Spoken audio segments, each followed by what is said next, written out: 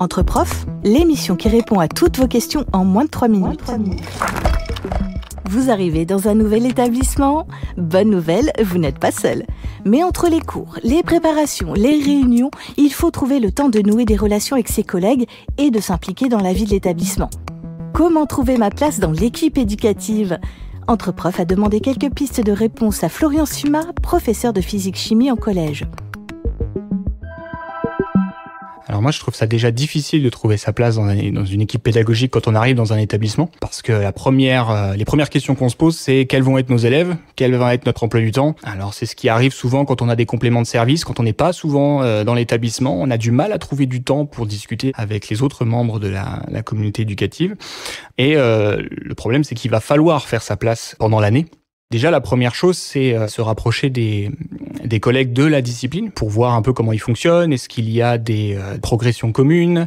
Mais se rapprocher des collègues de la discipline ne suffit pas. Il va falloir forcément se rapprocher d'autres collègues parce qu'une classe a plusieurs enseignants et pas que notre discipline. Alors, collège et lycée sont différents. Pour avoir fait les deux, je trouve beaucoup plus facile de rencontrer les autres enseignants au collège parce que plusieurs enseignants vont avoir un rituel de se retrouver à la récréation, en salle des professeurs pour discuter. Il y a beaucoup d'informations qui passent. On arrive à rencontrer les enseignants de nos classes, d'autres disciplines. On peut discuter des soucis qu'il y a dans la classe et essayer d'en régler ensemble. Et donc, progressivement, on trouve une place dans l'équipe pédagogique d'une classe, au moins. Alors, faire sa place dans l'équipe pédagogique, c'est pas forcément aller que vers le personnel enseignant. Il y a aussi le personnel non enseignant, donc infirmières, CPE, psychologues de l'éducation nationale qu'il faut essayer de rencontrer pour avoir des informations sur nos classes, sur nos élèves, et puis pour potentiellement monter des projets ensemble. Et là, pour les rencontrer, c'est un peu plus compliqué. Mais j'ai trouvé une solution. Il faut se rapprocher des moments informels. Et un des moments informels les plus pertinents pour moi, c'est le moment du repas. Je vais toujours à la cantine pour essayer de rencontrer ce personnel-là, pour pouvoir discuter avec eux dans ces moments informels qu'on ne pourrait pas avoir si on rentrait chez soi. Il y a aussi les réunions formelles qui sont très importantes pour trouver sa place. Il ne faut surtout pas manquer les conseils de classe. J'invite aussi à aller dans les conseils pédagogiques où beaucoup d'enseignants de différentes disciplines et directions CPE sont présents pour parler justement de projets au sein de l'établissement. Et ça permet au départ de voir ce qu'il se fait dans l'établissement et pouvoir mettre sa pierre à l'édifice.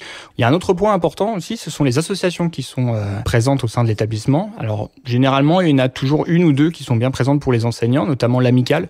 À chaque fois que je suis allé dans un établissement, j'ai rejoint l'amicale et ça m'a permis de forger quelques amitiés avec des enseignants qui m'ont permis après de monter des projets éducatifs au sein de l'établissement.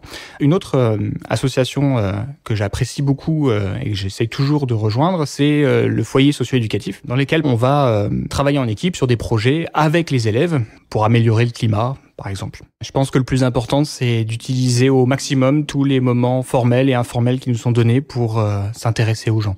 Entre profs, c'est déjà fini. On espère que ça vous a plu. Vous avez envie que ça continue ? Vous aussi, vous voulez nous soumettre une question ? Contactez-nous grâce au lien qui se trouve dans le descriptif de l'épisode. Et retrouvez tous les épisodes Extra Classe sur vos plateformes de podcast préférées.